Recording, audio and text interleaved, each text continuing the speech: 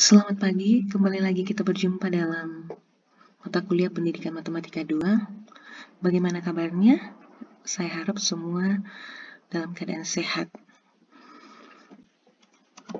Nah, kali ini kita akan membahas bagaimana membelajarkan konsep kelipatan persekutuan terkecil bagi siswa SD.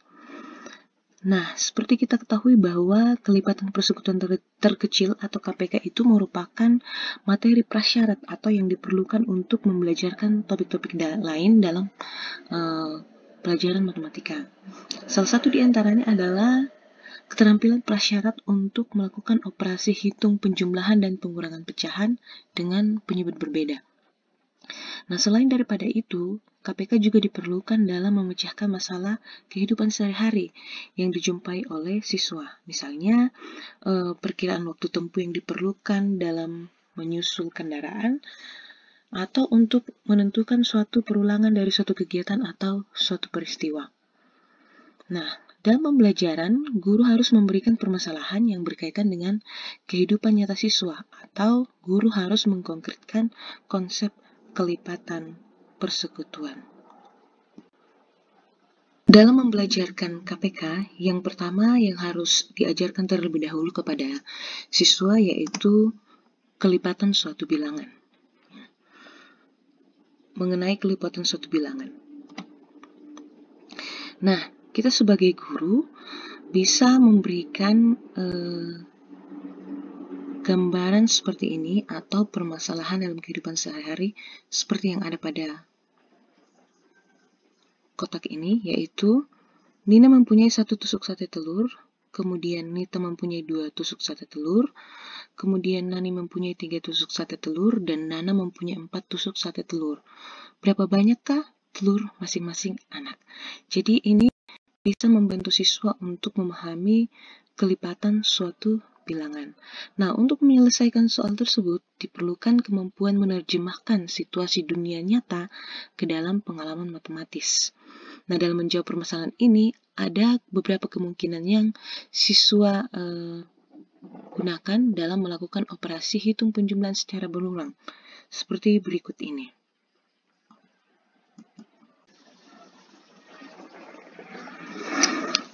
Nah, kemungkinan yang siswa gunakan untuk menghitung banyaknya telur, misalnya dengan penjumlahan berulang, seperti yang ditampilkan pada gambar ini. Tadi Nina memiliki 1 tusuk telur. Ya, 1 tusuk telurnya itu berisi 4 telur. Jadi banyak telur Nina adalah 4. Kemudian banyak telur Nita. Tadi dikatakan bahwa Nita mempunyai 2 tusuk sate telur. Nah, setiap tusuknya itu memiliki 4 telur. Jadi 4 ditambah 4 sama dengan 8. Kemudian banyak telur Nani. Tadi dikatakan bahwa Nani memiliki 3 tusuk telur. Nah, setiap tusuk itu mempunyai 4 telur. Jadi 4 tambah 4 tambah 4 sama dengan 12. Kemudian banyak telur Nana. Tadi dikatakan bahwa Nana memiliki 4 tusuk sate telur. Setiap tusuknya itu memiliki 4 telur. Jadi 4 tambah 4 tambah 4 tambah 4 sama dengan 16. Jadi banyak telur Nina adalah 4, banyak telur Nita adalah 8, dan banyak telur Nani adalah 12. Sedangkan Nana adalah 16. Namun ada juga kemungkinan siswa menghitung banyaknya telur masing-masing anak dengan menggunakan bentuk perkalian seperti berikut ini. Nah, tadi dikatakan bahwa Nina memiliki 1 tusuk telur. Jadi, banyaknya telur Nina adalah 1 dikali 4 sama dengan 4. Kemudian Nita 2 tusuk telur. Jadi 2 dikali 4 sama dengan 8. Telur Nani 3 dikali 4 sama dengan 12. Kemudian banyak telur Nana, karena ada 4 tusuk, jadi 4 dikali 4 sama dengan 16. Nah, oleh karena itu, menjadi tugas guru untuk mendiskusikan dengan siswa cara mana yang lebih efektif atau yang lebih mudah digunakan oleh siswa. Dari jawaban siswa, kemudian guru dapat mengajak anak untuk menuliskan hasil kalinya secara berurutan, yaitu 4, 8, 12, dan 16. Nah, siswa diminta untuk mengamati dan melihat polanya. Ternyata bilangan-bilangan tersebut diperoleh dengan menambahkan 4 dari bilangan sebelumnya, atau mengalihkan 4 dengan bilangan 1, 2, 3, dan 4. Kemudian guru dapat menyampaikan kepada siswa bahwa bilangan-bilangan yang diperoleh disebut dengan bilangan kelipatan 4. Guru dapat memberikan contoh-contoh lain untuk menentukan kelipatan suatu bilangan. Hendaknya contoh-contoh tersebut dikaitkan dengan kehidupan sehari-hari siswa agar lebih mudah dipahami. Nah, setelah belajar tentang kelipatan, maka diharapkan siswa dapat memahami bahwa untuk menentukan kelipatan suatu bilangan, maka kita dapat mengalihkan bilangan tersebut dengan bilangan 1, 2, 3, 4, 5, dan seterusnya. Kemudian yang kedua yaitu kelipatan persekutuan. Nah, dalam membelajarkan konsep kelipatan persekutuan 2 atau 3 bilangan, guru dapat mengawali permasalahan seperti berikut. Ini mengenai masalah lampu berkedip. Denny memasang lampu hias berwarna kuning dan merah di halaman rumahnya. Lampu berwarna kuning berkedip tiap 2 detik, dan lampu berwarna merah berkedip tiap 3 detik. Jika saat ini kedua lampu dinyalakan secara bersamaan, pada detik keberapa saja kedua lampu berkedip secara bersama-sama. Nah, setelah siswa mampu menerjemahkan situasi dunia nyata ini ke dalam pengalaman matematis atau ke dalam kelipatan persekutuan, maka diharapkan siswa dapat menyelesaikan masalah lampu berkedip tersebut. Nah, alternatif jawaban yang mungkin dari siswa antara lain sebagai berikut. Yang pertama dengan menggunakan tabel. Nah, di sini ada lampu kuning dan lampu merah. Tadi dikatakan bahwa lampu kuning berkedip setiap 2 detik, sedangkan lampu merah berkedip setiap 3 detik. Jadi ini adalah detiknya, detik keberapa. Nah, tadi kuning berkedip setiap 2 detik. Jadi kita centang pada kelipatan 2. Jadi 2 pada detik kedua, detik keempat, detik keenam, 10, 12, 14, 15, 18, 20, dan seterusnya. Kemudian untuk lampu merah, karena tadi dikatakan bahwa dia berkedip setiap 3 detik, berarti kita menggunakan kelipatan 3.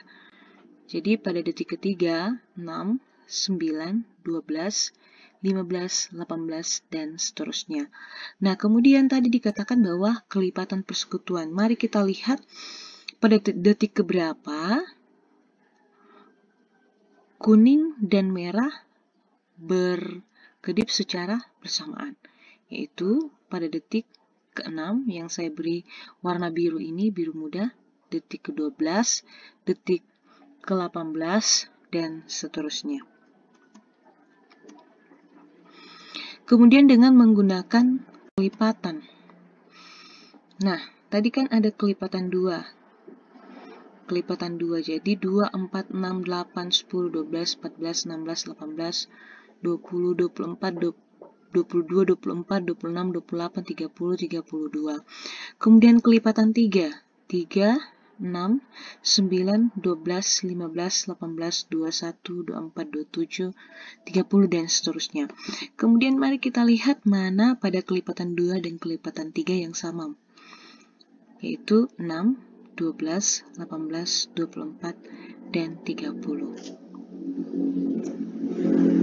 Jadi lampu merah dan kuning akan berkedip secara bersama-sama pada detik 6, 12, 18, 24, dan 30. Inilah yang dimaksud dengan kelipatan persekutuannya. Kemudian yang ketiga bisa menggunakan garis bilangan.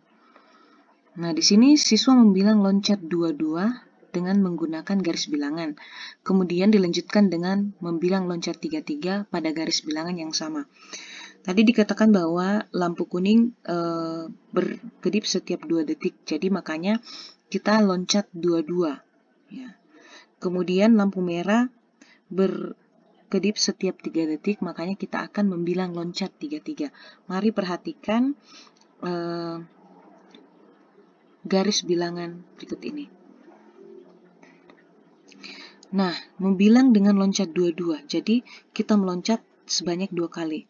1, 2, berarti 2. Kemudian meloncat lagi sebanyak 2 kali. 1, 2, berarti di 4. 1, 2, 6, dan seterusnya. Kemudian yang mana yang dimaksud dengan loncat 3-3? Jadi perhatikan garis biru ya. 1, 2, 3.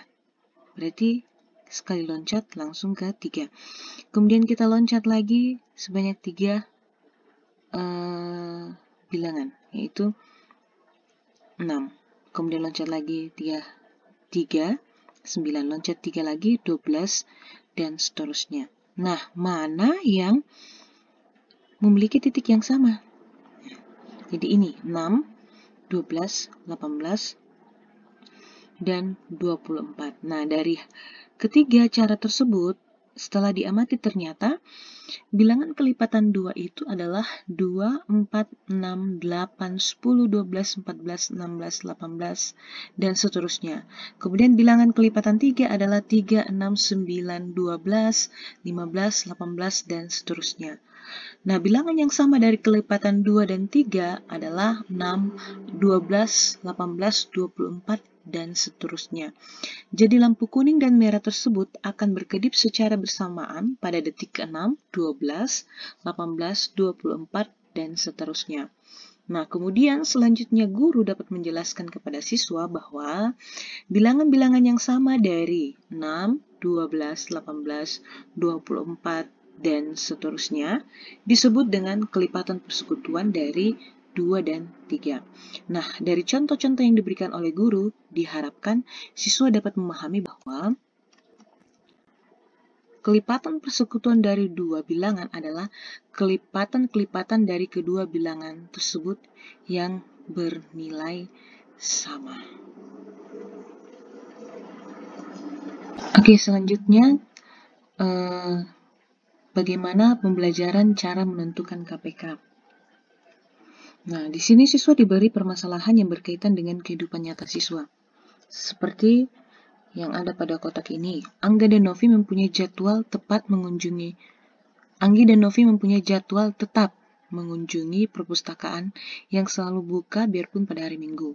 Angga mengunjungi perpustakaan setiap 8 hari sekali, dan Novi mengunjungi perpustakaan setiap 12 hari sekali. Jika sekarang mereka bersamaan datang ke perpustakaan, maka berapa hari lagi mereka datang secara bersamaan lagi? Nah, kemampuan apa saja yang diperlukan untuk menyelesaikan soal ini? Nah, untuk menyelesaikan soal tersebut diperlukan kemampuan menerjemahkan situasi dunia nyata ke dalam permasalahan matematis. Nah, apakah siswa Anda mengalami kendala dalam menentukan KPK? Nah, kemudian apakah Anda sebagai calon guru atau guru sudah membelajarkan kemampuan menentukan KPK dari 2 atau 3 bilangan sesuai dengan kaidah-kaidah yang berlaku dalam pembelajaran? Ya, itu menjadi tanda tanya ya. Kemudian, uraian berikut ini adalah alternatif proses pembelajarannya. Guru dapat memberikan kebebasan kepada siswa dalam mengerjakannya sesuai dengan kemampuan dan hasil diskusi kelompok.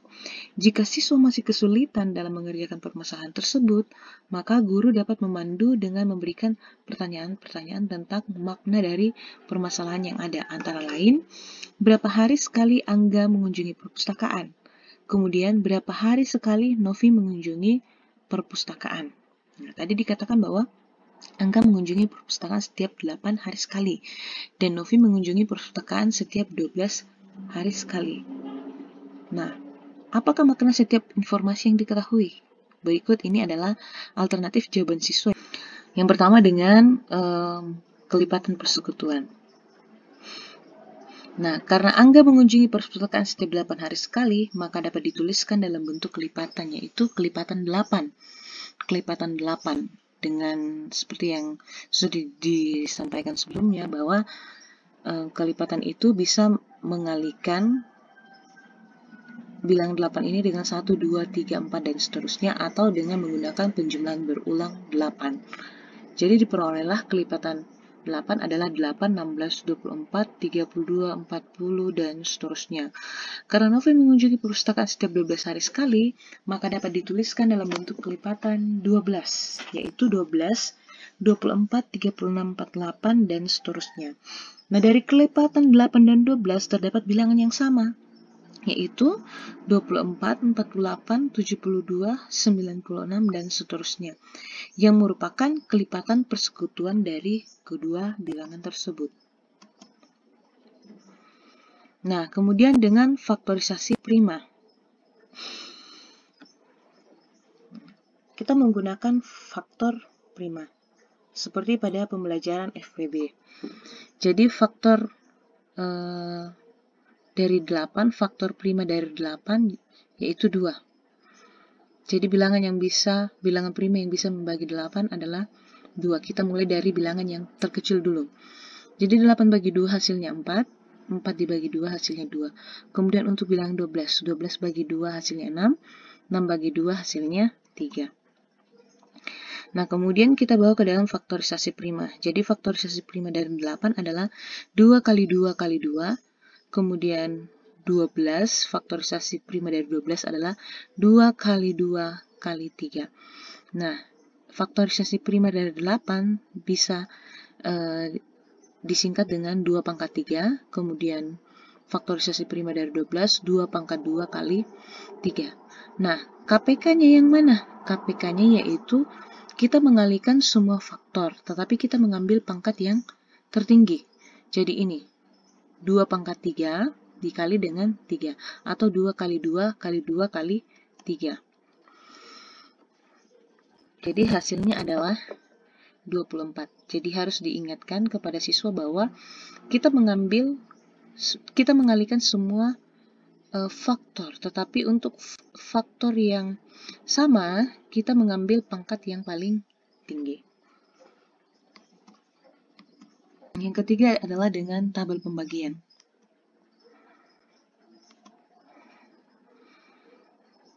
Nah, kita membagi bilangan dengan faktor prima terkecil. Dimulai dari faktor prima terkecil, ya, sama halnya dengan mengerjakan pada FPB minggu sebelumnya. Ya. Jadi kita bawa ke dalam tabel pembagian. Jadi 8 dengan 12. Nah, 8 dibagi 2, hasilnya adalah 4. 12 bagi 2 hasilnya 6. Kemudian 4 dibagi 2 lagi, hasilnya 2. 6 bagi 2 hasilnya 3. Kemudian dibagi 2 lagi, 2 dibagi 2 hasilnya 1. 3 dibagi 2, tidak habis, kita turunkan. Kemudian 1 dibagi 3, kita turunkan 1. Kemudian 3 bagi 3, turunkan ke baris berikutnya, yaitu 1. Nah, kemudian yang mana yang kita ambil untuk dijadikan sebagai KPK. Jadi kita mengambil semua faktor pembagi ini. Faktor prima yang membagi bilangan 8 dan 12, yaitu 2 kali 2 kali 2 kali 3. Dari ketiga alternatif cara menghitung KPK tadi, siswa diajak berdiskusi cara mana yang lebih mudah dan lebih cepat dilakukan dalam menyelesaikan permasalahan. Kemudian, guru dapat memberikan beberapa contoh permasalahan sehari-hari yang berkaitan dengan KPK. Nah, dari beberapa contoh tersebut diharapkan siswa dapat memahami bahwa KPK dari 2 bilangan atau lebih adalah kelipatan persekutuan yang paling kecil di antara kelipatan-kelipatan persekutuan yang ada dari 2 bilangan atau lebih yang diketahui. Oke, jadi sampai di situ materi pembelajaran konsep kelipatan persekutuan terkecil. Nah, selanjutnya mahasiswa akan membuat lagi RPP, kemudian beserta dengan alat peraganya, dan pada minggu berikutnya akan ditampilkan atau akan disimulasikan berdasarkan pembagian yang sudah ada. Nah, jika ada mahasiswa yang belum memahami atau ada yang mau ditanyakan, silakan meninggalkan pertanyaannya pada kolom komentar atau mengirim direct message atau mengirim WA kepada saya. Sekian dan terima kasih.